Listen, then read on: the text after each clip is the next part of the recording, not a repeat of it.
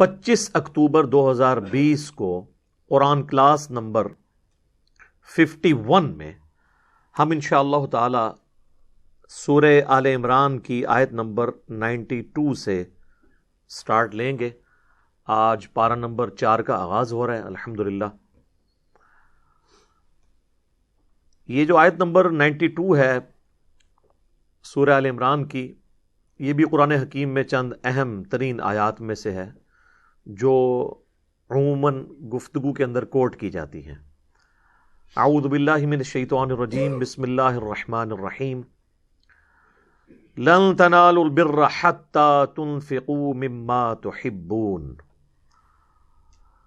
تم کبھی بھی نیکی کے اعلیٰ ترین درجے کو نہیں پا سکتے جب تک کہ اپنی پسندیدہ چیزیں اپنے رب کے لیے قربان نہ کر دو۔ اب یہ کہنے کو تو ایک جملہ ہے، قیامت چھپی ہوئی ہے اس جملے میں۔ اللہ تعالیٰ اپنے بندوں سے آخری درجے کی قربانی ڈیمانڈ کر رہا ہے کہ سب سے جو پسندیدہ چیز ہے نا وہ اللہ کو دو۔ اب جو چیزیں پسندیدہ چیز کی کیٹیگری میں فال کریں گی وہ سب کی سب اللہ تعالیٰ آپ سے ڈیمانڈ کر رہا ہے۔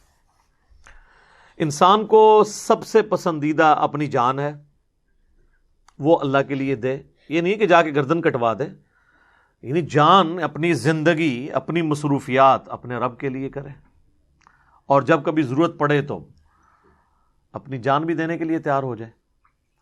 یعنی آپ نے جسمانی طور پر، مالی طور پر، ہر لحاظ سے اللہ کے لیے کمٹمنٹ شو کرنی ہے۔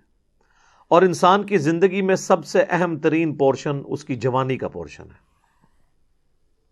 ینگ ایج میں انسان کے اعصاب بھی مضبوط ہوتے ہیں، طاقت بھی ہوتی ہے، کمٹمنٹ کے ساتھ کاموں کو وہ پرفارم بھی کر سکتا ہے۔ تو آپ اس کو یوں سمجھ لیں کہ تم کبھی بھی نیکی کے اعلیٰ ترین درجے کو نہیں پا سکتے جب تک کہ اپنی جوانی کی عمر، اپنی جو سب سے بہترین عمر کا پورشن ہے وہ اللہ کے لیے قربان نہ کر دو۔ در جوانی توبہ کردن، شیوہ پیغمبری جسے کہا جاتا ہے کہ جوانی میں نیکی کی زندگی گزارنا، یہ پیغمبروں کا شیوہ ہے۔ بڑھاپے میں تو شیر بھی شکار کرنا چھوڑ دیتا ہے۔ جب گناہ کرنے کی طاقت نہ رہے، بغاوت کی طاقت نہ رہے، اس وقت بغاوت سے بچنا یہ کمال نہیں ہے۔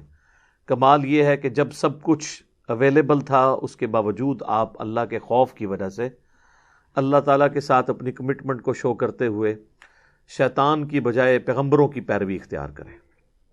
یہ ہے اصل میں چیز۔ باقی یہ آیات ہمارے سامنے سے جب گزرتی ہیں تو ہم تو ان کو لیتے ہیں بڑی نارمل آیات، جبکہ صحابہ اکرام اور اہل بیت کے سامنے جب اس طرح کی چیزیں آتی تھی نا تو وہ پھر ان کی ایگزیکیوشن بھی کرتے تھے۔ آگے پوچھتے تھے کہ جی اب کیا کرنا ہے بتائیے۔ صحیح بخاری اور صحیح مسلم دونوں میں یہ حدیث موجود ہے۔ سیدنا ابو طلحہ انصاری جو انس بن مالک کے باپ بھی ہیں، کیونکہ انس بن مالک کی جو والدہ تھی ام سلیم، ان کے ساتھ بعد میں انہوں نے شادی کر لی تھی، تو وہ رسول اللہ صلی اللہ علیہ وآلہ وسلم کی خدمت میں حاضر ہوئے کہ قرآن میں یہ آیت نازل ہوئی ہے کہ تم کبھی بھی نیکی کے اعلیٰ ترین درجے کو نہیں پا سکتے جب تک کہ اپنی پسندیدہ چیزیں اپنے رب کو نہ دے دو، قربان کر دو۔ تو میرے مال میں سے سب سے زیادہ پسندیدہ چیز میرا ایک باغ ہے۔ سر باغ کو آپ آج کل کے باغوں پہ قیاس نہ کیجیے گا کہ کسی نے مکان کے اندر کوئی چھوٹا سا گارڈن بنایا ہوا ہے۔ وہاں باغ کا مطلب ذریعہ معاش ہوتا تھا، کیونکہ باغ کے اندر کھجوروں کے درخت ہوتے تھے، باقی درخت جس سے وہ انکم حاصل کرتے تھے۔ آپ سمجھ لیں کسی کی چلتی دکان ہے جس پہ خرچہ تو بہت تھوڑا ہونا ہے اور اس کی آؤٹ پٹ ہی آؤٹ پٹ ہے۔ تو سب سے مہنگی ترین چیز، سب سے محبوب ترین چیز میرا ایک باغ ہے۔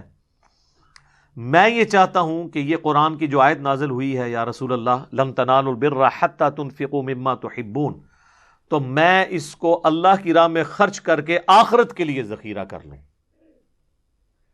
تو نبی علیہ السلام بڑے خوش ہوئے۔ آپ نے فرمایا کہ بالکل کرو، اور پھر آپ نے فرمایا کہ ایسا کرو کہ اسے اپنے قریبی رشتہ داروں میں، جو چچا زاد ہیں، کزنز ہیں، تایا زاد، ان میں تقسیم کر دو۔ تو انہوں نے اس میں ان کو تقسیم کر دیا۔ سب سے مشکل رشتہ داروں کے اوپر مال لگانا ہوتا ہے۔ نبی علیہ السلام نے یہ نہیں کہا کہ اسے لا کے تو مدرسے کے نام لکھ دو یا یہ میرے لیے وقف کر دو۔ آج آپ کسی مولوی مدرسے والے کے پاس چلے جائیں کہ میں نے یہ صدقہ اور خیرات کرنا ہے، تو وہ آپ کو یہ کہے گا کہ جاؤ اپنے جو غریب رشتہ دار ہیں ان میں بانٹ دو۔ وہ کہے گا لے ادھر رسید کٹا تیری۔ یہ فرق ہے جناب۔ تو نبی علیہ السلام کو چونکہ دنیاوی کوئی لالچ نہیں تھی، آپ نے اسے مین مال غنیمت کے پول کے اندر نہیں لیا، آپ نے فرمایا اپنے رشتہ داروں پہ خرچ کرو۔ نبی علیہ السلام نے پریکٹیکلی قرآن پہ عمل کر کے بتایا۔ قرآن کا اسلوب یہ ہے کہ آپ کے مال کے سب سے زیادہ حقدار آپ کے قریبی رشتہ دار ہیں۔ لوگ صدقہ اور خیرات اور زکوٰۃ کا بھی پوچھ رہے ہوتے ہیں، اور کوئی رشتہ داروں میں کوئی بہت زیادہ چھلانگ بھی لگا لیتا ہے نا، تو دور پار کا کوئی رشتہ دار نکالتا ہے، بھائی سب سے پہلی رشتہ داری جو آپ کی ہے نا، جس پہ آپ کا صدقہ خیرات زکوٰۃ لگے گی، وہ آپ کے بہن بھائی ہیں یا ان کی اولاد ہے۔ ان کو کرسی میں چھوڑا ہوتا ہے اور باقی دنیا میں وہ دسترخوان چلا رہے ہوتے ہیں، اللہ کی راہ میں خرچ کر رہے ہوتے ہیں، کیونکہ وہاں جیلسی فیکٹر آ جاتا ہے۔ آج تک کبھی نہیں ہوا کہ کسی غیر رشتہ دار نے کسی کے اوپر تعویذ کروائے ہوں۔ ویسے تو زیادہ تر ہے ہی فراڈ ہے، ہوتا کچھ نہیں ہے، نفسیاتی بیماری ہوتی ہے، لیکن اگر ہوں بھی تو کبھی ایسا نہیں ہوا کہ کوئی بہو جو ہے وہ جائے پتہ لگوانے کے لیے اور وہ آگے سے نجومی صاحب یہ نہ بتائیں کہ تیری ساس نے کروایا تیرے پہ، اور ساس جائے اور اس کو یہ نہ بتایا جائے کہ تیری بہو نے کروایا۔ کبھی ایسا ہوا ہے کہ کوئی کہے کہ جی ساس کی جائے تو وہ کوئی بندہ کہے کہ جی وہ ایک بندہ ہے، وہ فلاں شہر میں رہتا ہے، اس نے کرایا ہوگا، تو وہ تو آپ بھی کہیں گے یار وہ تو میرے نال کے لینا دینا ہے۔ جس کے ساتھ لینا دینا ہوتا ہے وہی جیلسی فیکٹر میں انوالو ہوتے ہیں نا، اور قریبی رشتہ دار ہوتے ہیں۔ تو نبی علیہ السلام نے اسی چیز کو ایمفسائز کیا کہ اپنے رشتہ داروں میں وہ مال خرچ کرو، سب سے زیادہ حقدار وہ ہیں، اور سب سے زیادہ مشکل انہی کے اوپر خرچ کرنا ہو جاتا ہے۔ ایک اور حدیث ہے بخاری اور مسلم میں، سیدنا عمر ابن خطاب رضی اللہ تعالیٰ عنہ نبی علیہ السلام کے پاس حاضر ہوئے اور یہی آیت پڑھی، لن تنالوا البر حتی تنفقوا مما تحبون، اور کہا کہ یا رسول اللہ مجھے جو خیبر کے پاس زمین ہے میری، وہ مجھے سب سے بڑھ کر عزیز ہے، تو میں چاہتا ہوں کہ اللہ کی راہ میں خرچ کر دوں۔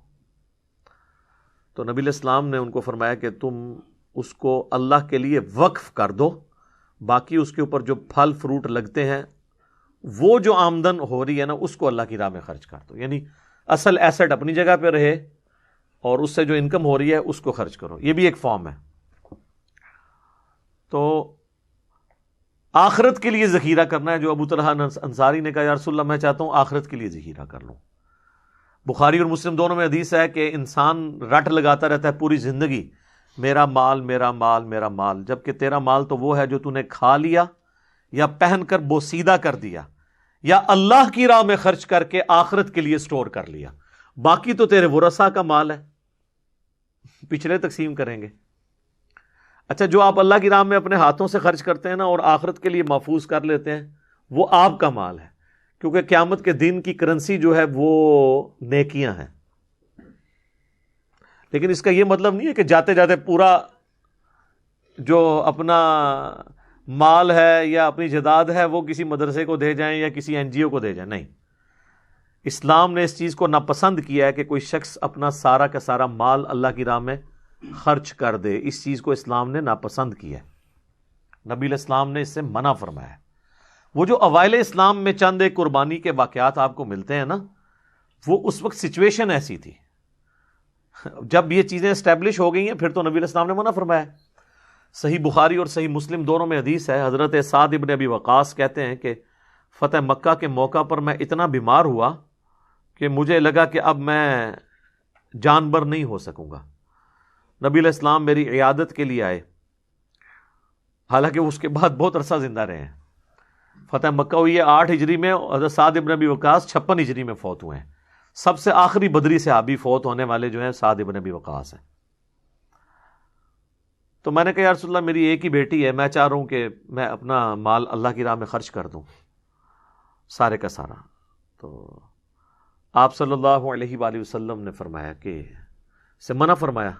ان کا یا رسول اللہ مجھے اجازت دیں میں اپنے مال کا 2/3 حصہ 2/3 اللہ کی رات میں خیرات کر دوں، آپ نے اجازت نہیں دی. پھر انہوں نے کہا آدھا مال، آپ نے اجازت نہیں دی. پھر انہوں نے کہا 1/3 مال، تو آپ نے بڑی مشکل سے اجازت دی اور ساتھ فرمایا کہ کیا تم یہ چاہتے ہو کہ تمہارے مرنے کے بعد تمہاری اولاد اور قریبی رشتہ دار جو ہیں یہ لوگوں سے مانگتے پھریں، ان کے لیے کچھ چھوڑ کے مرو. یہاں پہ ذرا سا باپ بیٹے کا جھگڑا ہوتا ہے، سب سے پہلے وہ اولاد کو آگ کرتے ہیں اور جاتے جاتے مدرسوں کے نام لکھ کے چلے جاتے ہیں. یہ وہ نیکی نہیں کما کے گئے، گناہ ہی کما کے گئے ہیں. 1/3 سے زیادہ مال آپ اللہ کی راہ میں خیرات کر ہی نہیں سکتے اپنی زندگی میں. پچھڑوں کے لیے چھوڑ کے مرنا ہے، کیونکہ مالک اللہ ہے اس مال کا. اور آگ تو آپ کر ہی نہیں سکتے نا، آگ کا تو کنسیپٹ اسلام کے اندر ہے ہی کوئی نہیں ہے. یہ تو پاکستانی قانون کے اندر کسی نے اگر کوئی بنا دیا تو بنا دیا، آگ تو کوئی کر ہی نہیں سکتا، مالک اللہ ہے. باپ بیٹے کا رشتہ کون ختم کر سکتا ہے؟ بیٹی باپ کا رشتہ، ماں بیٹے کا رشتہ، یہ کون ختم کر سکتا ہے؟ صلبی رشتے تو ختم ہی نہیں ہو سکتے. آگ کا کوئی کنسیپٹ نہیں ہے. لیکن یہ بھی نہیں ہے کہ سارے کا سارا مال آپ نے خیرات کر جانا ہے، پچھلوں کے لیے چھوڑ کے مرنا ہے. اور یہ بھی یاد رکھیے گا، صحیح بخاری میں حدیث ہے کہ وارث کے لیے وصیت نہیں ہو سکتی، وصیت صرف ہوگی ادر دین وارث کے لیے. اور پھر نبی علیہ السلام فرمایا کہ جو وارث کا حق ہے وہ اللہ نے قرآن میں رکھ دیا ہے. سورہ النساء کے 2 رکوع کے اندر پوری ڈیٹیل آئی ہے. اب کوئی شخص یہ نہیں کہہ سکتا کہ میرے مرنے کے بعد جو وراثت تقسیم ہوگی وہ تو ہوگی، لیکن یہ ایک دکان ہے، یہ میں اپنے فلاں بیٹے کو دے کے جا رہا ہوں. ایسے نہیں ہو سکتا. اور زندگی میں اگر کسی کو گفٹ بھی دینا ہے پھر سب کو برابر دینا ہوگا. بخاری مسلم میں حدیث ہے، ایک صحابی ہے، انہوں نے کہا یا رسول اللہ آپ گواہ ہو جائیں کہ میں نے اپنے اس بیٹے کو یہ غلام ہبہ کیا. آپ نے فرمایا باقی اولاد کو بھی ایک ایک غلام دیا ہے تم نے؟ کہا نہیں. تو فرمایا اس گناہ کے کام پہ تم مجھے گواہ کر رہے ہو، یا ان کو بھی ایک ایک دو یا اس سے بھی واپس لے لو. یہ جناب اسلام ہے، یہ کتابوں کا دین ہے. باقی اجر تو آپ نے اللہ سے لینا ہے. کوئی کہتا ہے میری اولاد نافرمان نکلی ہے تو اب میں اسے آگ کر دوں گا، تو آپ ان چیزوں کی بنیاد کے اوپر شریعت کو توڑیں گے. جن لوگوں نے سیدہ عائشہ کے اوپر تہمت لگائی تھی اور قرآن حکیم میں سورۃ النور آپ کی برات میں نازل ہوئی، ان میں بدری صحابی حضرت مستح بھی شامل تھے جو حضرت ابوبکر صدیق کے قریبی رشتہ دار تھے، اور ان کا سارا خرچہ حضرت ابوبکر نے اٹھایا ہوا تھا. تو جب اس نے بھی تہمت میں وہ شامل ہوا تو حضرت ابوبکر نے کہا کہ اس کا تو میں پہلے خرچہ پانی بند کروں نا. بالکل نیچرل چیز ہے. بیٹی کے اوپر الزام لگایا ہو جس نے تو انسان اس کو کچھ کھلاتا پلاتا ہے. لیکن سر کتابوں کا خدا پھر قرآن میں آیت نازل کرتا ہے کہ تم تو اللہ کے لیے دے رہے تھے. ہائے ہائے ہائے ہائے ہائے، تواڈے سارے قانون، تواڈے سارے اخلاقیات، تواڈی سارے جذبات چک کے اللہ نے پرے سٹے نے. تم تو اللہ کے لیے دے رہے تھے، تم نے اللہ سے اجر لینا تھا، اس کا خرچہ پانی کو بند کر دیا. ایک غلطی سے اسے 0 سے ملٹیپلائی کر دیا تم نے. حالانکہ اس سے بڑی کوئی غلطی کو کر ہی نہیں سکتا تھا کسی شخص کے حق میں کہ اس کی بیٹی کے اوپر تہمت، اور بیٹی بھی عام نہیں ہے، امہات المومنین میں سے ہیں. پھر انہوں نے دوبارہ خرچہ، انہوں نے کہا کہ یا اللہ میں تیرے لیے کرتا تھا، میں اس کو چلاتا رہوں گا. یہ صحیح بخاری میں آتا ہے، قرآن میں اس کا ذکر بھی موجود ہے اس چیز کا کہ جو تم لوگ یہ وظیفہ دے رہے تھے تو اللہ کے لیے دے رہے تھے، یہ کیا تم نے کیا.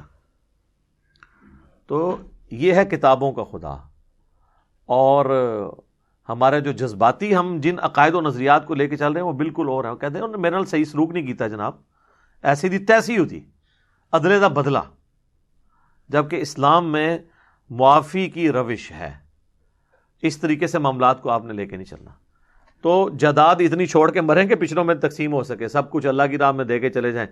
اللہ کی راہ میں کہاں سے جا رہا ہوتا ہے؟ یہ جو آپ مدرسوں کے نام لکھتے ہیں یہ اللہ کی راہ میں جاتا ہے؟ اور میرے بھائی وہ امام مسجد اور خطیب جن کی 15,000 20,000 کسی کی 25,000 سے زیادہ تو نہیں ہوتی ہے تنخواہ، اسلام آباد جیسے شہر میں بھی خطیب 25,000 سے زیادہ نہیں لے رہے. انہوں نے گاڑیاں رکھی ہوئی ہیں، ان کا رہن سہن دیکھیں، وہ سارے ان کے اوپر لگ رہا ہوتا ہے. تو لوگوں کی اولاد کے اوپر آپ نے لگانا ہے مرنے کے بعد مال، اور اپنی اولاد کے اوپر رشتہ داروں پہ نہیں لگانا. اور میں نے کہا مدرسوں کے بارے میں کوئی بندہ فکر مند بھی نہ ہو، یہ آپ کی چمڑی بھی اتار کے اپنا حق آپ سے لے لیں گے. یہ بھوکے نہیں مرتے، کیونکہ ان پہ جب ایسا وقت آئے گا وہ آپ سے چھین لیں گے آ کے.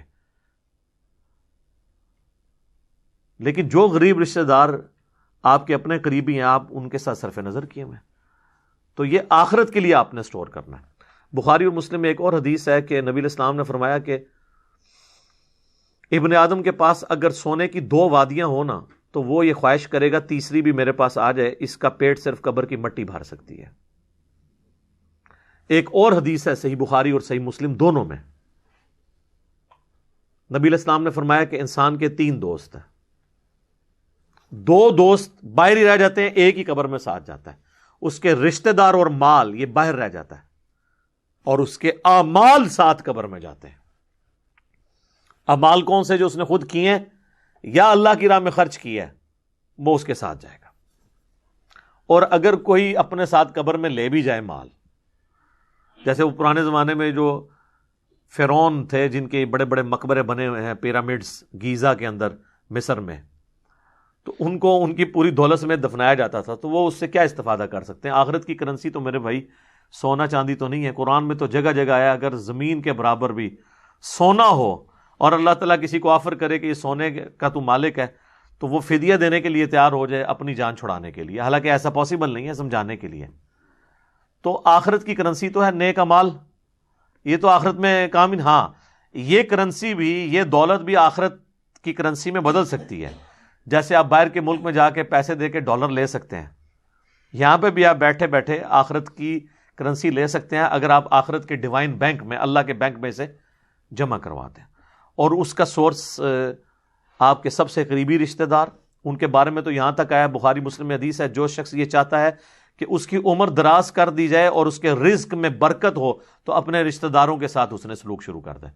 اس نے سلوک یہ نہیں ہے کہ خالی چلتے پہ دن سلام کرے، مال لاؤ، اس نے سلوک، ہاں تو عمر بھی دراز ہوگی اور رزق میں برکت بھی ہوگی۔ یہ حدیث بخاری میں بھی ہے اور مسلم میں بھی ہے۔ تو اس طرف ذرا توجہ دی جائے، ساری کی ساری توجہ۔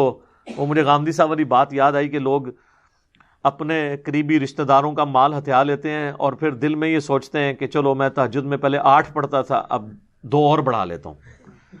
سر تسی جا کے کعبے بھی وڑ کے تہجد پڑھو، جس نے کسی کا ناحق مال دبایا ہے نا اس کی تو چمڑی اتر جانی ہے۔ بخاری و مسلم دونوں میں حدیث ہے، جس نے 1 بالش زمین بھی کسی کی دبا لی تو 7 زمینوں کا توق اس کے گلے میں قیامت والے دن ڈالا جائے گا۔ 1 بالش 9 انچ 10 انچ، صرف 9 انچ کی بالش تو ہوتی ہے، یہاں پوری جدادیں ہڑپ کر جاتے ہیں۔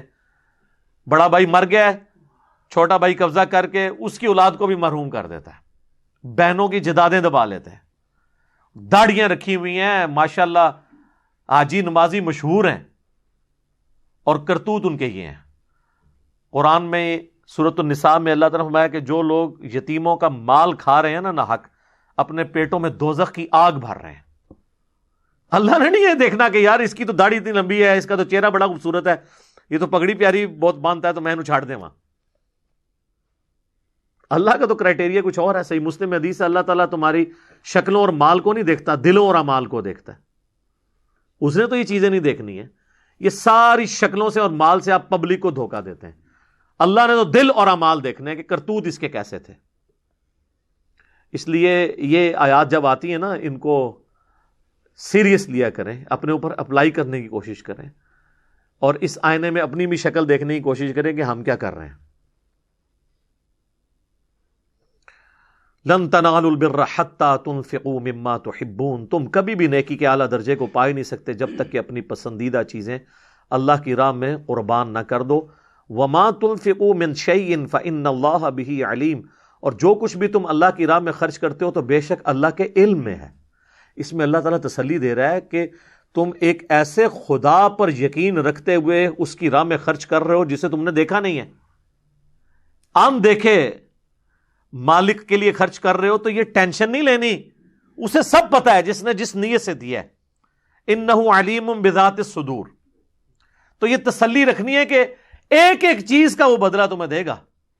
من یعمل مثقال ذرۃ خیرا یرہ ومن یعمل مثقال ذرۃ شرا یرہ، ذرے کے برابر بھی نیکی کی ہے نا اس کا بدلہ اللہ نے دینا ہے، اور ذرے کے برابر گناہ بھی کیا ہے نا تو وہ بھی تم پالو گے۔ انسان جس کے لیے قربانی کر رہا ہوتا ہے نا، ایک دنیا میں بھی ایک چیز ہے، یہ انسان کی نیچر میں ہے کہ انسان جس کے لیے قربانی کر رہا ہوتا ہے نا اس کی بڑی خواہش ہوتی ہے کہ اس کو پتہ چلے کہ میں نے اس کے لیے یہ کیا ہے۔ اس کو تو چھوڑ دیں، اللہ کو بھی بتانے کے لیے وہ اسپیکر میں کہتے ہیں میرا نام لو، فلانے نے اینا دیتا ہے. یہ انسان کی خواہش ہے نا.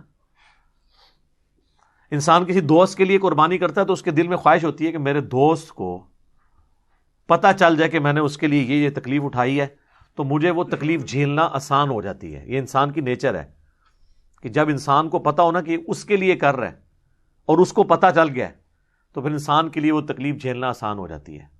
تو اللہ تعالیٰ ہمارا جو کچھ تم میرے لیے کر رہے ہو نا تو ٹینشن نہیں لینی، میرے علم میں ہے، میں نے ایک ایک چیز کا حساب رکھا ہوا ہے، سب کچھ برابر کروں گا. اور ایسا کروں گا کہ سورۃ الانعام کے آخری رکوع میں اللہ تعالیٰ نے فرمایا کہ جو ایک نیکی لے کے آیا نا 10 گنا دوں گا، اور گناہ ایک ہوا تو ایک کے بدلے ایک ہی ہوگا. اور سورۃ البقرہ میں فرمایا کہ پھر 70 سے لے کے 700 گنا تک بھی بڑھا دوں گا. اور پھر فرمایا جس کے لیے چاہوں گا اس سے بھی زیادہ کر دوں گا. اللہ اکبر کبیرا والحمد للہ کثیرا وسبحان اللہ بکرۃ واصیلا.